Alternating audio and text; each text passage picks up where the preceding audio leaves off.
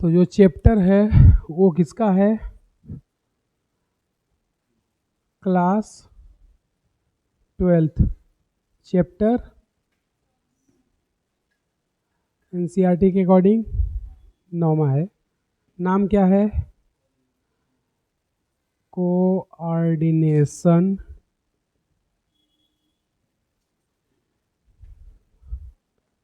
Chemistry. Hindi में क्या बोलोगे?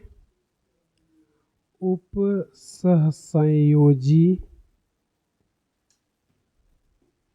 रसायन।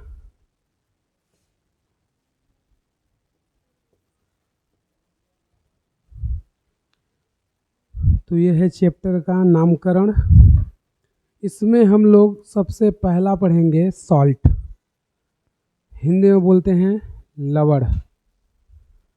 तो देखना, ऐसे यौगिक जिनके पास दोनों मूलक हों, यानी अम्लीय भी हो और क्षारीय भी, वो क्या कहलाते हैं? लवण। तो पहला ही जो चीज़ है हम लोग क्या पढ़ेंगे? सॉल्ट या लवण। तो अगर सॉल्ट या लवण की हम लोग बात करें तो इसका डेफिनेशन क्या बोलता है? ऐसे यौगिक जिनमें अम्लीय व क्षारीय दोनों मूलक पाए जाते हैं, क्या कहलाता है? लवण। लवण कहलाते हैं। अब यहाँ पर एक टर्म आई है, देखो वो टर्म क्या? अम्लीय और क्षारीय मूलक। ये क्या होता है? अम्लीय और क्षारीय मूलक। तो देखना बहुत ही आसान है, पहले इसका एग्जाम्पल देख लेते हैं, फिर मूलक देखते हैं क्या होता है अम्लीय और क्या क्षारीय। NaCl, CaCl2, CaF2, KCl, EtC। तो ये सब क्या हैं? सॉल्ट के एग्जाम्पल हैं। अब हमसे दो चीज़ें हैं, पहला क्या? अम्लीय मूलक और दूसरा क्षारीय मूलक। तो देखना कैसे पता चलेगा कौन अम्लीय मूलक है कौन क्षारीय मूलक है। तो जैसे देखो हम लोग एक ले लिए बेस NaOH और एक ले लिए एसिड HCl। ये क्या है? क्षार। और ये क्या है? एसिड या अम्ल। बहुत ही आसान है अम्लीय और क्षारीय मूलक को पता करना। तो जब इसको हम लोग अगर तोड़ेंगे तो ये किस में ब्रेक होगा? सोडियम प्लस में और OH माइनस में। इसको अगर ब्रेक करें तो H प्लस और Cl माइनस। मतलब सीधा सा ये बोलें, जिसका En ज़्यादा होगा वो माइनस लेगा और जिसका कम होगा वो प्लस। तो देखोगे ये जो सोडियम है Na प्लस, ये कहाँ से आया है? क्षार से। कहाँ से आया है? क्षार से। तो इसका जो मूलक बनेगा Na प्लस, इसको हम लोग बोलेंगे अम्लीय मूलक। अम्लीय मूलक। उसी तरह ये जो क्लोराइड आयन है Cl माइनस, कहाँ से आया है? अम्ल से। तो ये मूलक बनेगा क्षारीय। क्षारीय मूलक मतलब जहाँ से आएंगे उसका उल्टा होगा। अम्ल से आएंगे तो क्षारीय बनेंगे, क्षार से आएंगे तो अम्लीय बनेंगे। ये पूरा चैप्टर ही हम लोग पढ़ेंगे ऑर्गेनिक में, कॉन्जुगेट एसिड बेस का सिद्धांत, संयुग्मी अम्ल क्षार।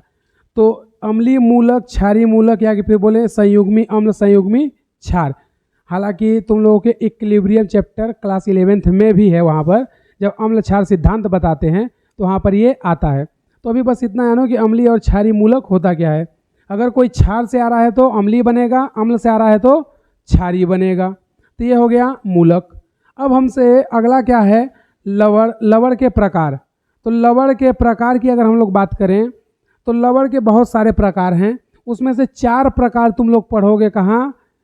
साम्यावस्था में। साम्यावस्था भी 2 है, एक होती है तुम्हारा केमिकल इक्विलिब्रियम और एक है आयनिक। मतलब एक है रासायनिक साम्य चैप्टर और एक है आयनिक साम्य। तो आयनिक साम्य में हम तुम लोगों को वहाँ पर पढ़ाएंगे सॉल्ट के प्रकार में 4 प्रकार पढ़ाएंगे सिंपल सॉल्ट के। सिंपल सॉल्ट हिंदी में क्या बोलेंगे? साधारण लवण। तो साधारण लवण के 4 पार्ट हैं, लेकिन ये सिंपल सॉल्ट या साधारण लवण भी किसका पार्ट है? लवण का या सॉल्ट का। तो सिंपल सॉल्ट के तुम्हें हम 4 पार्ट पढ़ाएंगे। एक होता है SaSb, दूसरा होता है SaWb, तीसरा होता है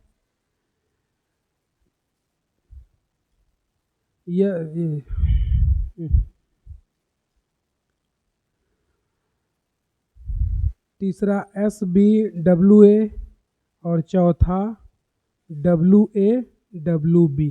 इसका जिक्र इस चैप्टर में नहीं होगा, बस जान लो कि ये होता है। किसका पार्ट है ये? सिंपल सॉल्ट का। और सिंपल सॉल्ट किसका पार्ट है? सॉल्ट का। ठीक है, यानी लवण के प्रकार में एक प्रकार क्या होता है?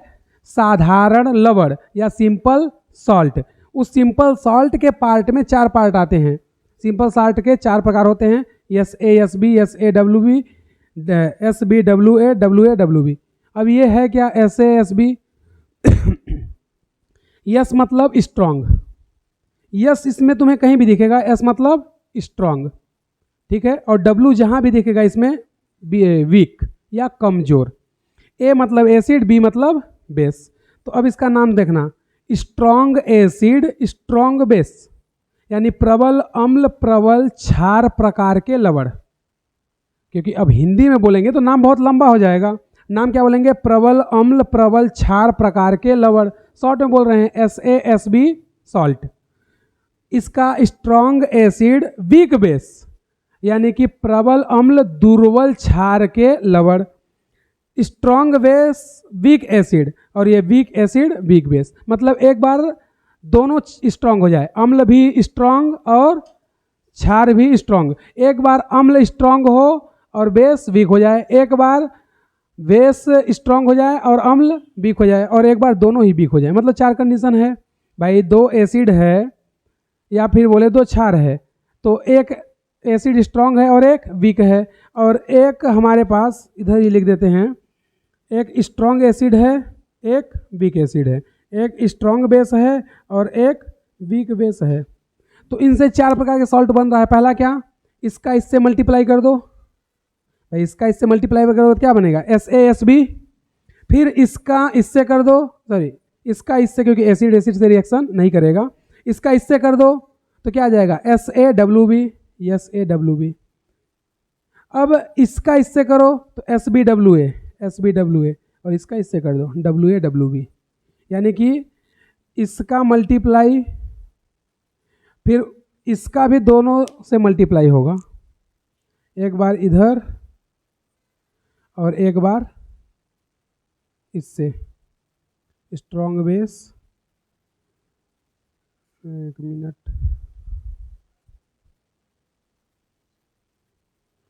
Strong acid weak base. इसका भी दोनों से मल्टीप्लाई, एक बार इससे कर दो और एक बार किससे कर दो? इसका इसी से। तो ये 4 टाइप बनता है, 1 2 3 4। तो ये चारों पार्ट हैं, SaSb, SaWb, SbWa, WaWb। ये चारों पार्ट बहुत ही आसान है। जब हम लोग पढ़ेंगे आयनिक इक्विलिब्रियम में तो वहाँ पर इसकी बात करेंगे। इसको अब यहीं पर छोड़ देते हैं, हम लोग इधर चलते हैं। टाइप्स ऑफ साल्ट या लवण के प्रकार में। तो लवण बहुत प्रकार के होंगे, जिसमें पहला एक प्रकार यही हो गया सिंपल सॉल्ट या साधारण लवण। तो सिंपल सॉल्ट या साधारण लवण की परिभाषा क्या बताएंगे? देखोगे तो ये जो है ये सिंपल सॉल्ट के एग्जाम्पल हैं। अब इनमें भी किसका पार्ट है उससे हमें मतलब नहीं है भाई। ये जो एग्जाम्पल है इनमें से भी किसी का वो एग्जाम्पल पार्ट है, लेकिन हम लोग स्पेसिफिक नहीं कर रहे, बस इतना बता रहे हैं कि ये जितने भी एग्जाम्पल हैं ये सब सिंपल सॉल्ट के एग्जाम्पल हैं। अब सिंपल सॉल्ट में कौन टाइप का है, SaSb, SaWb, इसको हम नहीं बता रहे हैं क्योंकि वो बहुत लंबी कहानी है, टाइम लगेगा। तो हम लोग बस इतना बता रहे हैं सॉल्ट के प्रकार में। पहला प्रकार क्या? Simple salt. परिभाषा क्या बताएंगे? ऐसे सॉल्ट जिसमें अम्लीय और क्षारीय दोनों मूलक पाए जाते हैं। मतलब परिभाषा यही है, एग्जाम्पल भी यही चलेगा। फिर दूसरा आता है एडिशनल कंपाउंड, या हिंदी में बोलते हैं योगात्मक यौगिक। तो जब योगात्मक यौगिक को हम लोग पढ़ते हैं तो पहला तो ये प्रकार हो गया, अगर हम लोग बात करें किसकी, टाइप्स ऑफ सॉल्ट की, टाइप्स ऑफ सॉल्ट। तो टाइप्स ऑफ सॉल्ट में या बोले लवण के प्रकार, तो पहला प्रकार ही क्या हो गया, सिंपल सॉल्ट। हिंदी में क्या बोलेंगे, साधारण लवण। परिभाषा और एग्जाम्पल दोनों ही उसका हो जाएगा, यानी कि ये एग्जाम्पल और परिभाषा उसी का एग्जाम्पल और परिभाषा भी है। दूसरा जो आता है, दूसरा हम लोग बोलते हैं डबल सॉल्ट, डबल सॉल्ट। लेकिन ये जो डबल सॉल्ट है इसको हम लोग क्या यहाँ से पढ़ते हैं, एक आता है additional compound, additional compound, Hindi में बोलते हैं योगात्मक यौगिक। तो योगात्मक यौगिक ये कौन सा बला है, तो जब दो या दो से अधिक लवणों को निश्चित अनुपात में मिलाओ, ऐसा नहीं है कि एक को 5 किलो ले लो, एक को 10 किलो ले लो, मिला दो, तो वो लवण बनेगा लेकिन वो योगात्मक यौगिक नहीं कहलाएगा। तो ये योगात्मक यौगिक क्या बोलता है कि दो या दो से अधिक सॉल्ट लो लेकिन सभी को निश्चित मात्रा में मिलाओ, तो जो कंपाउंड बनता है उसको हम लोग क्या बोलते हैं, योगात्मक यौगिक। और उस योगात्मक यौगिक के दो पार्ट होते हैं, पहला होता है डबल सॉल्ट, जो कि अभी उधर बता रहे हैं, डबल सॉल्ट, हिंदी में बोलते हैं द्विक लवण, पढ़े होंगे 12वीं में, द्विक लवण। और दूसरा होता है तुम्हारा coordinate compound, coordinate compound, Hindi में बोलते हैं उपसह संयोजी यौगिक।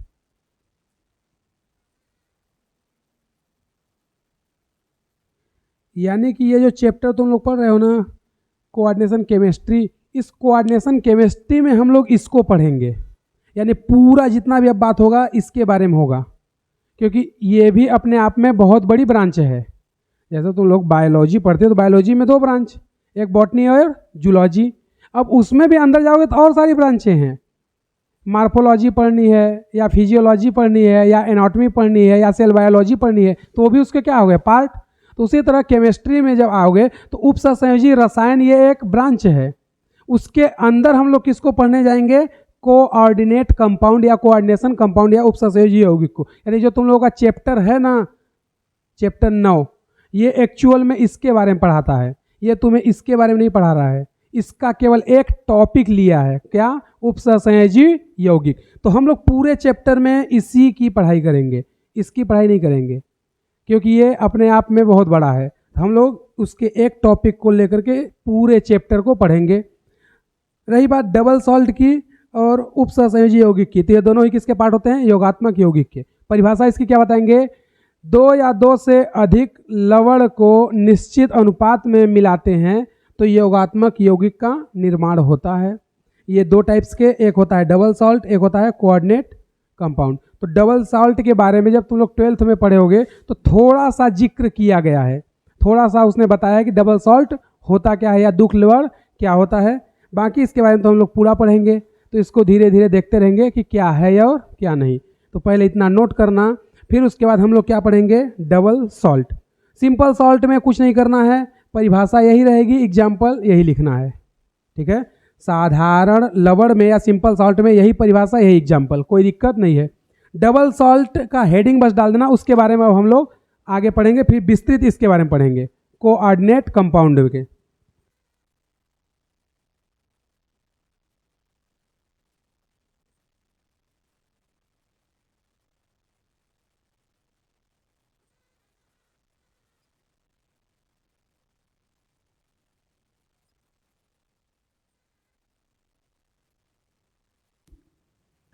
योगात्मक, यौगिक या एडिशनल कंपाउंड। योगात्मक, यौगिक या उसी को बोलते हैं एडिशनल कंपाउंड। डेफिनेशन लिखना, जब दो या दो से अधिक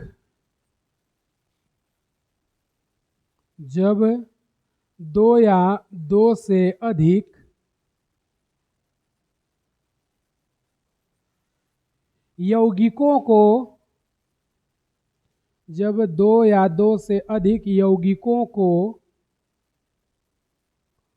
निश्चित अनुपात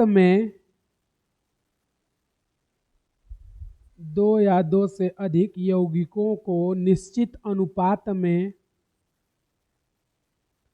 मिलाया जाता है तो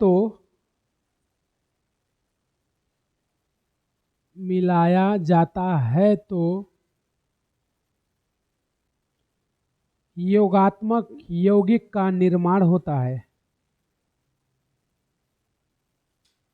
योगात्मक यौगिक का निर्माण होता है।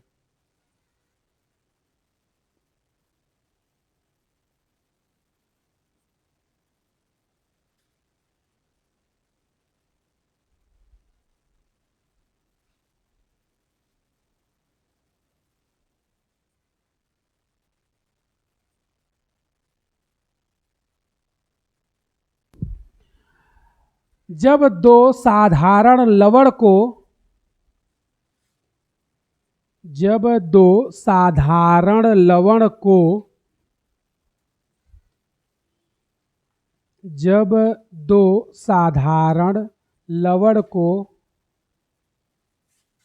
सममोलर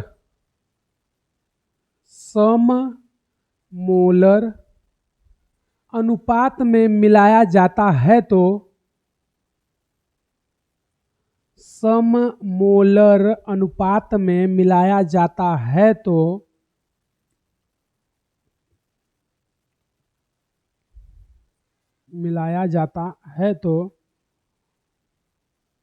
डबल सॉल्ट या द्विक लवण का निर्माण होता है।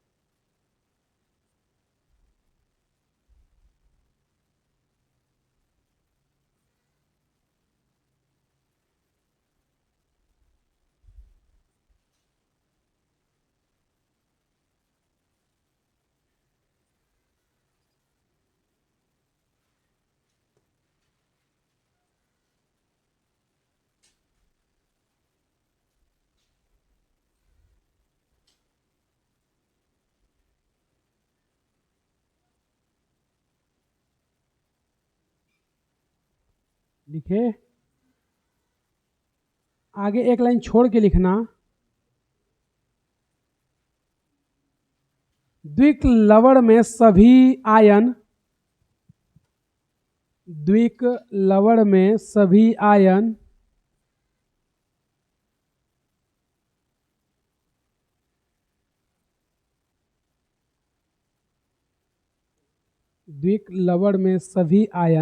जलीय विलयन में परीक्षण देते हैं।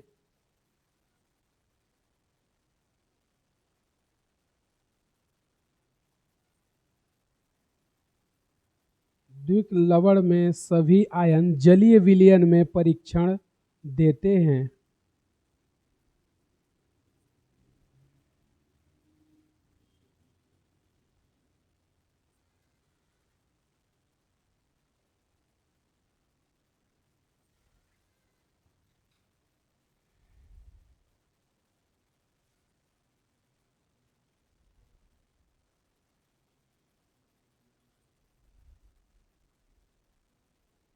लिखे, तो चलो देखते हैं कैसे परीक्षण देते हैं ये लोग।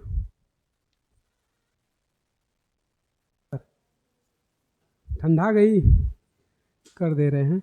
देखना, हम लोग किसकी बात कर रहे हैं, डबल सॉल्ट, हिंदी में बोलते हैं द्विक लवण। तो हमने इसकी क्या परिभाषा बताया कि दो या दो से अधिक लवणों को समान अनुपात में मिलाओ।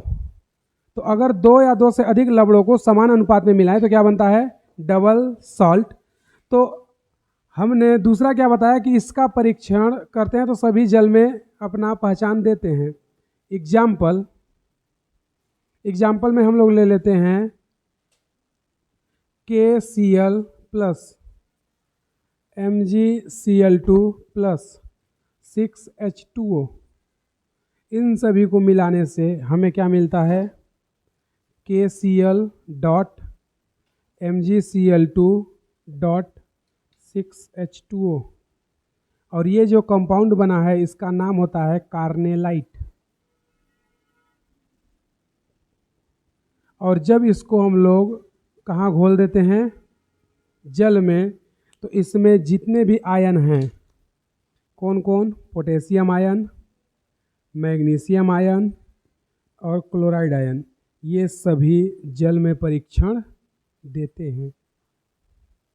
यानी कि अगर इनको जल में डाला जाए तो ये सब आयन टूट जाएंगे और ये लोग पॉजिटिव टेस्ट देते हैं। दूसरा example number first, example number second. दूसरा एग्जाम्पल देखना, FeSO4 प्लस NH4 का होल ट्वाइस SO4 डॉट नहीं प्लस 6H2O। इन सभी को मिलाते हैं तो जो यौगिक बनता है वो बनता है FeSO4 NH4 का whole twice SO4 dot 6H2O। ठीक है। अगर इसको हम लोग डाल देते हैं कहाँ, जल में,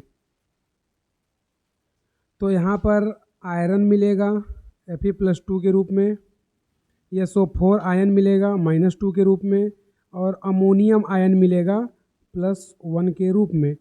अगर इन सभी को हम लोग टेस्ट के लिए लेके जाएं तो अगर BaCl2 के विलयन में इसको प्रवाहित करें तो ये इससे एक रिएक्शन कर लेता है और बनाता क्या है, BaSO4 बेरियम सल्फेट। और इसका जो कलर होता है वो होता है वाइट PPT, मतलब नीचे सेटल डाउन होती है।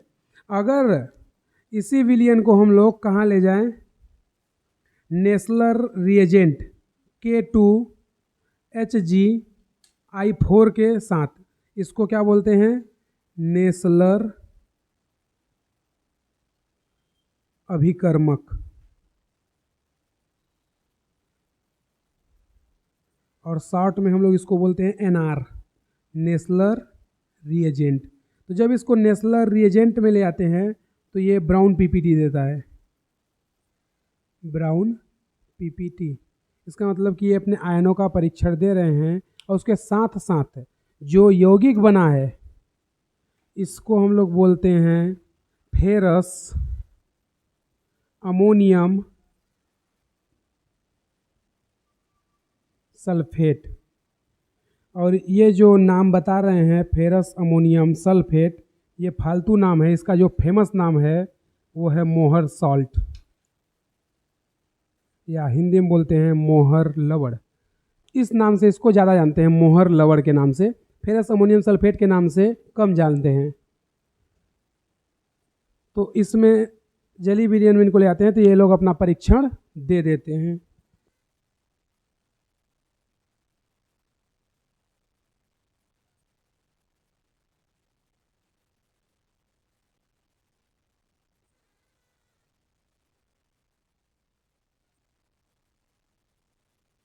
चलो तीसरा एग्जाम्पल देखते हैं। इसी को हम लोग क्या बोलते हैं, एलम या फिटकरी। देखे हो कभी नहीं देखे हो जिंदगी में? तो देखना, एलम या फिटकरी का जो सूत्र है उसको बाद में देखेंगे, पहले बनता किससे है। तो K2SO4 प्लस Al2SO4 का होल थ्राइस प्लस 24H2O। तो देखो हमने क्या परिभाषा बताया था कि जब दो लवण या दो साधारण लवणों को समान अनुपात में मिलाओ तो क्या बनता है, द्विक लवण। तो देखोगे K2SO4 Al2SO4 ये दोनों ही लवण हैं, लेकिन कैसे लवण हैं? साधारण लवण या सिंपल लवण। तो जब इन दोनों को मिलाएंगे तो हमें क्या मिल जाएगा? द्विक लवण, यानी कि जो फिटकरी या एलम है वो क्या है? द्विक लवण। तो इसका सूत्र क्या बन जाएगा? K2SO4 डॉट Al2SO4 का होल थ्राइस 24H2O, और यही है फिटकरी का सूत्र। अगर हम लोग इसको कहाँ ले जाएं? पानी में, तो हमें K प्लस आयन मिलेगा, SO4 माइनस 2 आयन मिलेगा, Al प्लस 3 आयन, ये सभी हमें पानी में मिलेंगे और सभी क्या देंगे? परीक्षण देंगे। तो अगर हम लोग इसके विपरीत बात करें, इसके पहले क्या पढ़े थे? द्विक लवण, और दूसरा क्या था? उपसहसंयोजी यौगिक। तो उपसहसंयोजी यौगिक क्या बोलता है कि जब दो या दो से अधिक लवणों को अलग अलग या विभिन्न अनुपात में मिलाएं तो क्या बनता है? उपसहसंयोजी यौगिक। और उसको पानी में डालोगे तो सभी आयन परीक्षण नहीं देंगे। जैसे इसमें क्या क्या है? एक पोटेशियम है, सल्फेट है, एल्यूमिनियम है, ये भी सल्फेट ही है। तो चाहे ये सल्फेट है चाहे सल्फेट, सल्फेट तो दे रहा है, तो पोटेशियम दे दिया, सल्फेट दे दिया, एल्यूमिनियम, यानी कि इसमें जितने आयन थे वो सभी दे दिए। लेकिन उपसहसंयोजी यौगिक में ऐसा नहीं होता है, मतलब सभी आयन परीक्षण नहीं देते हैं, कुछ देते हैं और कुछ नहीं देते हैं। इसलिए उनका परिभाषा क्या बताते हैं कि जब दो या दो से अधिक साधारण लवणों को विभिन्न अनुपात में मिलाया जाता है तो उपसहसंयोजी यौगिक का निर्माण होता है। और इनको जब जल में घोला जाता है तो सभी आयन जल में परीक्षण नहीं देते हैं, तो उनको क्या बोलेंगे? उपसहसंयोजी यौगिक। तो इतना लिखना, फिर फिटकरी का पूरा कहानी ही अभी पढ़ेंगे। इसका जन्म कर्म कहाँ हुआ था, फिटकरी और कितने प्रकार के होते हैं, इसका सामान्य सूत्र क्या है, फिटकरी में 24 H2O के अणु क्या करते हैं, सब पढ़ेंगे इसके।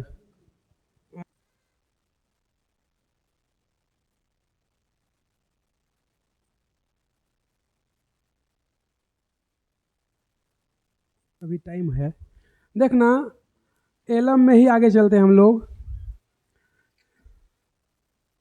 एलम का सामान्य सूत्र, यानी कि फिटकरी जो है इसका सूत्र ये है, लेकिन इसके सामान्य सूत्र मतलब इस टाइप के और भी हम लोग यौगिक बना सकते हैं। तो उन यौगिकों का हम लोग क्या कर रहे हैं? सूत्र देखते हैं। हम लोग जो जनरल फार्मूला या सामान्य सूत्र है वो क्या बना देते हैं?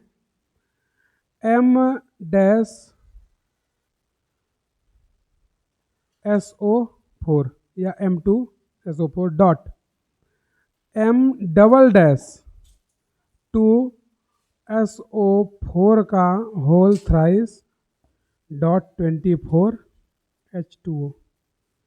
अब ये M डैश और M डबल डैश क्या है? तो देखना यहाँ पर लिख देते हैं, जहाँ M डैश एकल संयोजी या मोनोवैलेंट एकल संयोजी धनायन है। Example potassium, rubidium, caesium, sodium, ETC। यानी कि इनका ऑक्सीकरण अवस्था क्या होना चाहिए? प्लस का 1। तो उनको हम लोग क्या बोलते हैं? मोनोवैलेंट केटायन या एकल संयोजी धनायन। यानी कि यहाँ पर जो भी यौगिक आएगा M डैश वो एकल संयोजी होना चाहिए। लिथियम इसमें नहीं होता है, लिथियम यहाँ पर नहीं होता है। उसका कारण क्योंकि लिथियम का आकार छोटा होता है, तो लिथियम यहाँ पे क्या है? इसका अपवाद, मतलब यहाँ पे लिथियम को नहीं ले सकते। लिथियम क्या है? अपवाद। अगला M डबल डैश क्या है? M डबल डैश होता है त्रिसंयोजी धनायन या ट्राइवेलेंट केटायन। त्रिसंयोजी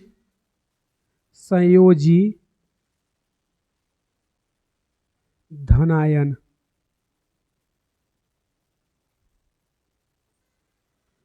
example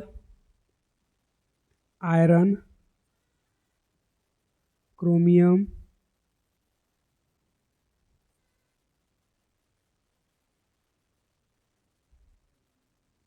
ETC। अगला, अगर इसी में हम लोग बात करें तो इसको थोड़ा सा मिटा देते हैं और देखना अब तुमसे इसमें क्या क्या पूछता है। अभी इसको हम लोग डिजॉल्व किए थे, क्या क्या बना था देखना, K+ और SO4 -2 और Al+3, यही बना था। लेकिन अगर इसकी मात्रा पूछे तो पोटेशियम कितना है 2, तो यहाँ क्या लिखेंगे 2K। SO4 एक यहाँ है और 3 यहाँ है, कितना हो गया 4। एल्यूमिनियम कितना है 2, भाई 2 ही है ना, तो एल्यूमिनियम 2 है, सल्फेट आयन एक यहाँ है 3 यहाँ, 4 और पोटेशियम आयन 2। टोटल आयन कितने मिले 8। अगर हमसे पूछता कुल आयन की संख्या तो 4 2 6 2 8, तो कुल आयन की संख्या 8 है। अगर हमसे पूछता कुल कितने प्रकार के आयन मिले तो आंसर होता 3। एक तो पोटेशियम आयन मिला है, एक सल्फेट आयन मिला है और एक एल्यूमिनियम आयन। तो कितने प्रकार के मिले हैं 3 प्रकार के, कितने मिले हैं 8 मिले हैं। ठीक है, तो पहला क्वेश्चन क्या, टोटल नंबर ऑफ आयंस कितने हैं 8। दूसरा, टाइप्स ऑफ आयन, ये कितना होगा 3। तीसरा क्वेश्चन तुम लोग बताओगे, प्रत्येक आयन पर कितना H2O अणु विभाजित होगा, या प्रत्येक आयन को कितना H2O मॉलिक्यूल्स मिलेंगे।